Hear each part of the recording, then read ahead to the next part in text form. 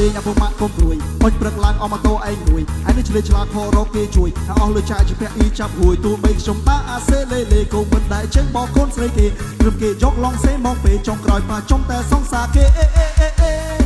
គេថាខ្ញុំមុខដូចប្រុសព្រានទេ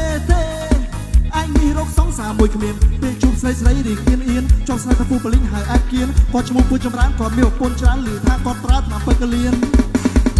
កុំសត់ណាស់ខ្ញុំបានត្រឹមតែមុំអូនបោកចិត្តធ្វើលេងទេប្រូថាទុកប្រូដូចជាមិត្ត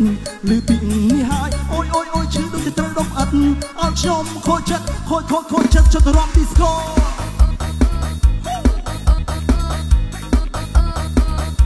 ខូចចិត្តចុះទៅរំឌីស្កូ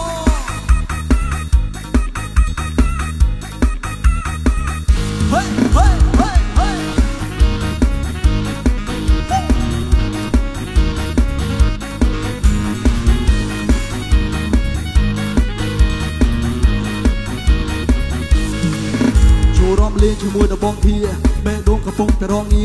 មានរឿងនិយាយនៅក្នុងចិត្តឲ្យអស់កុនបានកំពុងមកលើហៀចិត្តចូលឆ្នាំកំព្រាតែខ្លួនមួយចង់ផឹកជំនីឲ្យបាក់បៀប្រាប់បាយតាទុកខ្ញុំដាក់ចេញលុយហើយមានអងឃើញមកបានឲ្យចិត្តគ្នាមើលនាងរំកំពុងកវីសក់វេវក់រញ៉េរញ៉ៃស្អែកនាងរំក៏ដូចជាលក់លេឲ្យដូចចំនួនថ្មីមើលមាត់នាងក៏ដូចជាចង់ខក់ខក់ឲ្យដូចជាឆ្លាក់ត្រីមើលពីជើងរហូតដល់សតសុំលេសុំលក់ដូចខ្មោច7ថ្ងៃអួតនៅក្មេងអូនរំអូនរែងអូនចេះក្រលេងខ្លាំងបែបនេះអែមែនតែឲ្យបងវងវិញបងចង់ជុលពេកអូនយប់នេះងើពីតុកបងនៅមិនសុខហើយអូនលេងអុកនៅយប់នេះអូនថាទីអូនអត់លេងទីអូនអត់លេងទីស្អាតបែបនេះកុំសត់ណាស់ខ្ញុំបានព្រមតែមុំអូនបោកចិត្តធ្វើលេងទេប្រូថាទុកប្រូដូចជាមិត្តឬពីនេះហើយអូយឈឺដូចជាត្រូវដុំអិត